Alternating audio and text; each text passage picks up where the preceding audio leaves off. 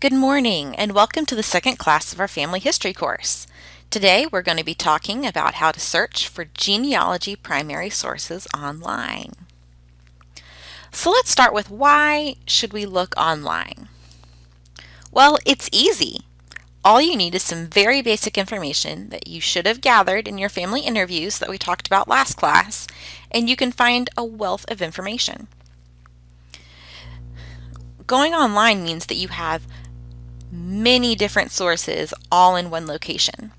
Before the internet, people used to have to invest time in traveling to many different locations, and they had to browse through hundreds of materials to find the information they needed. The online resources we'll be looking at today bring all these sources to a central location that can be accessed from anywhere and can be easily filtered to find the exact information you're looking for. Going online now will save you time later on. The more that you can flesh out your pedigree chart and the more information you can gather about your ancestors will help you later on when you decide to take the next step of traveling to a research library or a genealogy archive.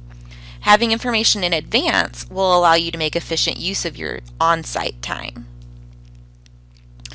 So we've talked about in the past what a primary and a secondary source are, but let's review that really quickly.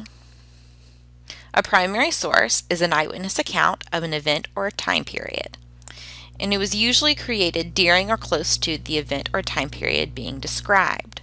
A secondary source is an interpretation of primary sources about an event or time period, and it usually is created after a significant period of time has passed from the event or time period.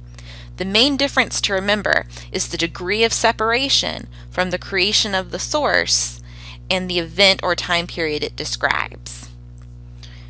Remember, primary sources are created by eyewitnesses. Secondary sources are interpretations of those eyewitness materials. Actually, we're going to be creating secondary sources. You are going to be the family historian, and you're going to be using primary source information to help you create a family narrative. Here are some primary sources that may be helpful to you: letters, journals and diaries, family Bibles, newspapers that were contemporary to the event or time period when your ancestors were alive, interviews, those family interviews that you did to help you get ready for today's class, those are primary sources. Speeches, laws that were contemporary to the event or time period, and government-created documents. That means census forms, birth certificates, death certificates, marriage licenses. And these are actually going to be the primary sources that we're going to focus on today. When looking for primary sources online, we have a wide selection of sources to choose from. First off, there's Family Search. Family Search is a website that is free, and it's owned and operated by the Mormon Church. Right now, you don't need an account to search for materials on Family Search, but some items do require an account to view them. If you do open up an account, you can also save things to your personal family tree or pedigree chart. But you will need a grown-up person to help you sign up for an account if you decide that's something that you will want to do. The next source we have is Heritage Quest. Heritage Quest is free and it requires a library card in order to access it. Heritage Quest started its life as a ProQuest database. Remember ProQuest? We talked about that when we were working on our research papers. It's where you can find scholarly articles and journal articles. So Heritage Quest started as a ProQuest database, and it's very similar to Ancestry. In fact, if you look at Heritage Quest and the Ancestry.com websites, they look very similar, and that is because Heritage Quest has partnered with Ancestry to allow both sites to have access to the other's materials. However, Heritage Quest does have some resources that Ancestry doesn't have. Certain periodicals, Freedmen's Bank information, and information that's been transcribed from genealogy and family history books are available on Heritage Quest, but not Ancestry. Ancestry.com is as I mentioned before, it requires a subscription, so that means you have to pay for it. However, some libraries have a subscription to Ancestry.com that you can access using your library card while inside the library. So that means you can't access it for free from home. However, you can access Ancestry for Virginians from home. You can access it through the library website. Ancestry.com partnered with the Library of Virginia, which is our state library in Richmond, to digitize certain materials that were housed at the state library. So in exchange for Ancestry to have access to those materials, they allow Virginians to access their digitized copies of the Library of Virginia's materials. Fold3 is another popular online genealogy resource. Like Ancestry.com, it requires a subscription. However, some libraries do have a subscription that you can access with a library card.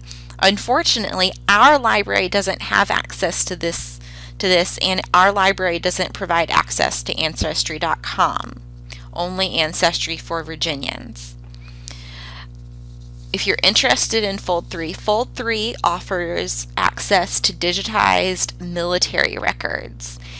Our library, as I said, doesn't have access to this database, but if you want to access it, I have a way of accessing it that I can help you with one-on-one. Today, we're going to be focused on the resources that our library has access to that you can access from your home. FamilySearch.com, which anyone can access, Heritage Quest, and Ancestry for Virginians, which you do have to access through the library website. So let's gather our supplies and materials before we get started searching. You're going to need a computer with good internet connection. You're going to need your Mary Riley Stiles Public Library library card. You'll want your genealogy notebook so that you can take notes. And you will need your pedigree chart. Let's go over those pedigree charts again. So remember, a pedigree chart shows you and your ancestry. Some people also refer to it as a family tree. Your pedigree chart should be filled out with as much information as you have on your family members and how they are related to one another as possible. This is my pedigree chart. You can see down at the bottom, there's me, Meredith Miller, and then I have my parents' names, and then I am looking and interested in my mother's side of the family. So you can see that from Pamela Miller, my mother, I have her parents listed, Flora and Joseph Holland, and I'm really interested in tracking down the names of my great-grandparents on my maternal grandfather's side, so that means my mother's father's side of the family. And to help me with that, I have found as much information as I can from my grandfather about his family. I have the names of his brothers, and so that information is going to help me. I also have my grandfather's date of birth. I know when he and my grandmother got married, and all of this information is going to help me when I go on to Family Search, onto Heritage Quest, and onto Ancestry for Virginians to help me find information on who my maternal grandfather's parents were. So let's get started.